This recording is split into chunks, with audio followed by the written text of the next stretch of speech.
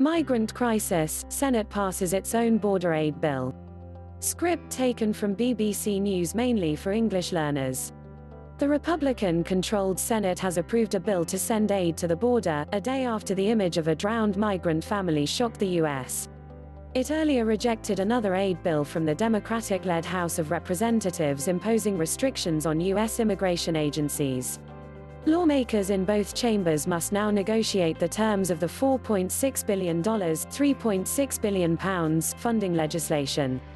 Reports of migrant deaths and neglected child detainees have shaped the debate.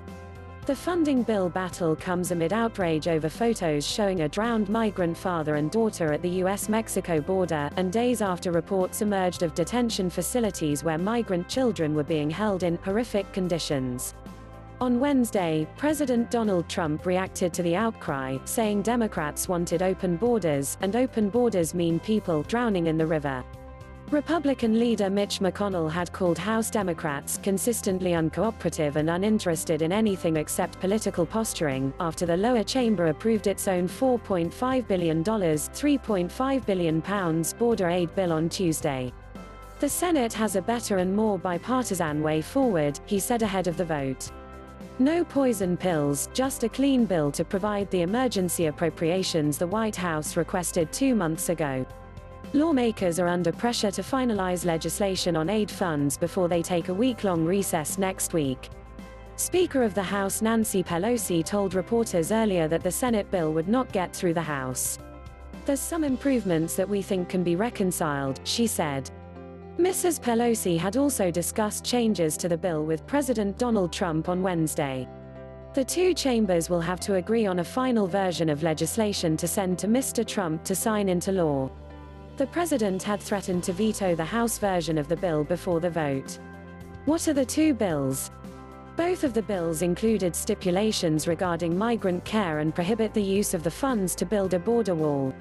However, the Senate bill offers Pentagon funding and fewer rules on how agencies can appropriate the funds. The House version, which passed on Tuesday along party lines in the Democratic-controlled chamber, contained more specific rules about standards for care and how money can be used. The bill was toughened up after some Democrats expressed concern over providing extra funds for agencies involved in the current situation, including those enforcing President Donald Trump's zero-tolerance policy, which had last year led to migrant children being separated from their parents. The Senate bill passed 84-8 with most Senate Democrats voting in favor of the bipartisan legislation. The House bill failed by a 37-55 margin, with 3 Democratic senators joining Republicans in voting against it. What's been happening at the border? The congressional showdown follows outcry over humanitarian conditions at the border. Several bodies, including those of babies and children, were discovered in recent days, as some migrants opted to try and cross into the U.S. illegally, avoiding the formal immigration system. A photograph of a father and his daughter lying face down in the water of the Rio Grande River has also shocked many. In the photograph, 2-year-old Valeria has an arm wrapped around her father, Oscar Alberto Martinez Ramirez, as both lie dead close to shore. Published by the Associated Press on Tuesday, it has drawn comparisons to the photo of young Syrian boy Alan Kurdi, who became a symbol of the human cost of the war in Syria. Amid a major public outcry about the conditions facing migrant children, Customs and Border Protection Acting Commissioner John Sanders said he would be stepping down. The Acting Director of Immigration and Customs Enforcement, Mark Morgan, is set to replace him. Why is there a political crisis about the border? Mr. Trump's zero-tolerance policy was announced in early 2018. By prosecuting adults who crossed the border illegally, it had the effect of separating children from their parents. Despite a court order requiring families to be reunited and an end to separations last year, hundreds remain in government shelters, to which the public, including journalists and rights activists, had little access. Lawyers were recently given access to one facility in Clint, Texas, by a judge.